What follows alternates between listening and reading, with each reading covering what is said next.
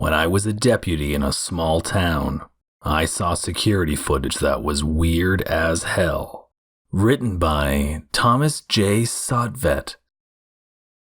Before anyone says anything, I know I shouldn't be telling you all this because the information was never made public. But in my defense, this was a while back, and I doubt anyone I worked with originally is left at Marlin County Sheriff's Department. Besides, some stories just need to be told, you know? And I feel like letting this fade into the forgotten past would be wrong to the folks who died. And it could also be that someone out there might have an idea as to what exactly the hell happened on that night in August. It was 1986 specifically, a week after the Edmond post office shooting. I think it was because of this that the story never got traveled beyond a brief mention on the local radio, but it could very well have just been one of those weeks where the news doesn't stick around for some reason or another. I was newly deputized at that time, and I had just finished celebrating my 27th birthday and my 5th wedding anniversary. Things had been slow around town and the surrounding countryside, but I recall there being some sense of unease, almost as if we knew that something was coming. I was late on the scene after I received the call, because I had been settling a domestic dispute on the other side of the forest between some husband and wife.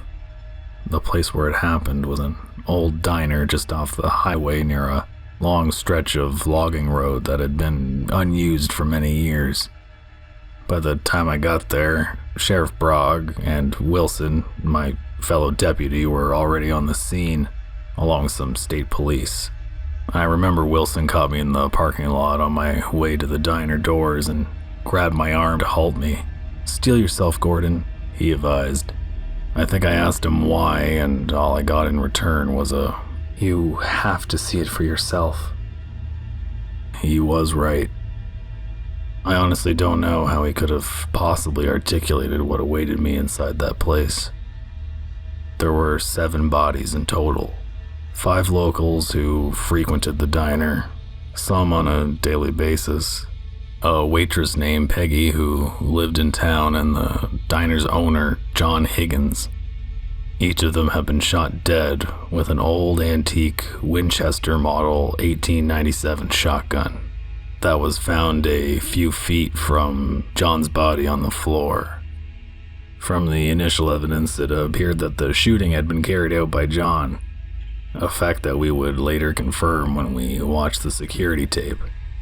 Well, that was certainly bizarre, given that John was known to be a kindly pillar of the community. It wasn't the strangest thing about the scene. No, the weird part was the drawings on each of the tabletops.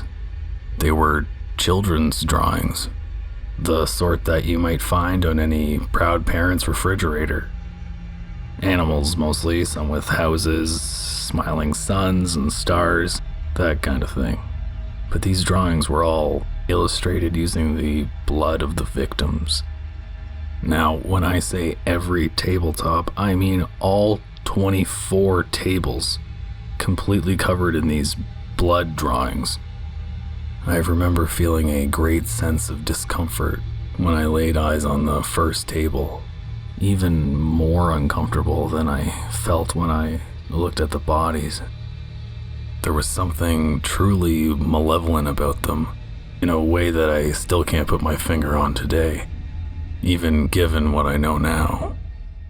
After we wrapped up our duties as the local outfit and left the rest of the state police, we returned to the station to review the security tape for the diner that day. At first, things appeared to be totally normal with light morning traffic for breakfast. That wasn't until Wilson pointed out that a small family had been sitting at the same table for over an hour without ordering anything or even moving. The family was something like out of a picture book, blonde, smiling, and dressed up like they'd just come from church. There was a man, woman, and small girl with curly hair. And it wasn't just weird that they weren't ordering anything or talking to anyone, but the diner staff also didn't seem to realize they were there, as they just kept walking past them without even a glance. That was until John approached the table a little after noon.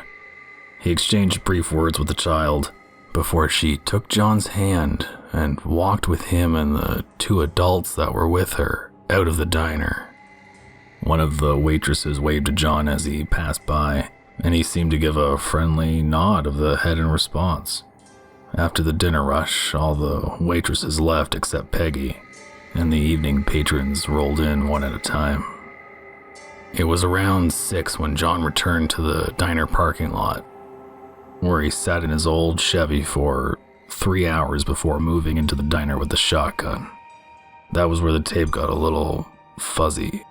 We could see the muzzle flashes, but since the camera had no audio, we couldn't hear anything.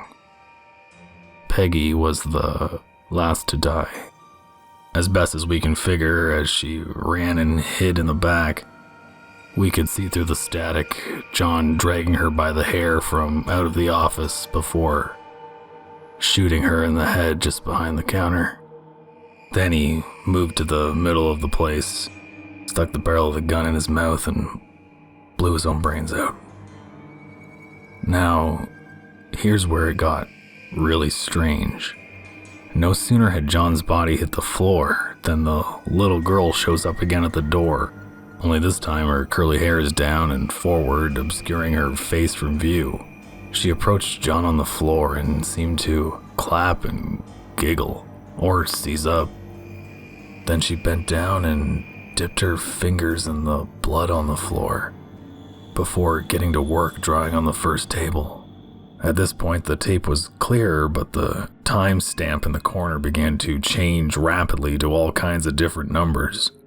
Given the time that Sheriff Brogg and Wilson arrived with the state police after a nearby hitchhiker reported hearing the shots, the little girl should have still been there. On the tape, it took her 6 hours to finish up with each of the tables.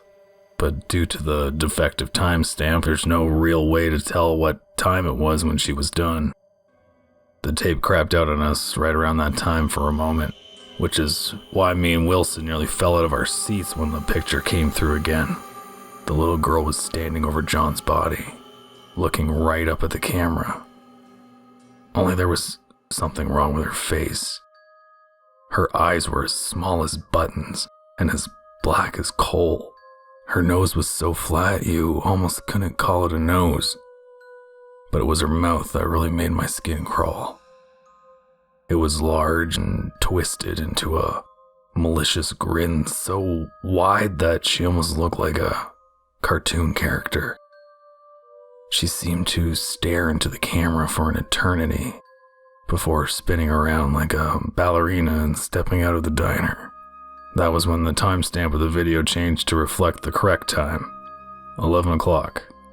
2 minutes later on the footage, Sheriff Brogg and the state troopers burst through the door, and that was the end of that.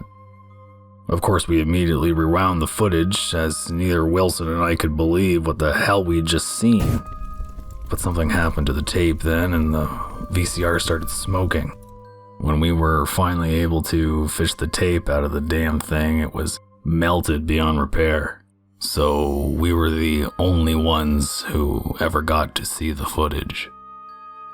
The revelation that John had committed the murders was an easy pill for the state to swallow, given the evidence found in the diner. But our statement regarding the girl and the two people that had been with her was dismissed as us seeing things on account of the long hours awake. Of course, they still have no reasonable explanation for those drawings on the tables. I quit my job not long after that. Hell, who wouldn't? We moved away and now are living happily in retirement. But I do think about that case a lot. What the hell was that girl? What did her and the people she was with do to John to make him snap like that? Why did the tape self-destruct after Wilson and I watched it? So many questions and not many answers, unfortunately. I just hope that's the last time I ever have to see that evil little monster's face again.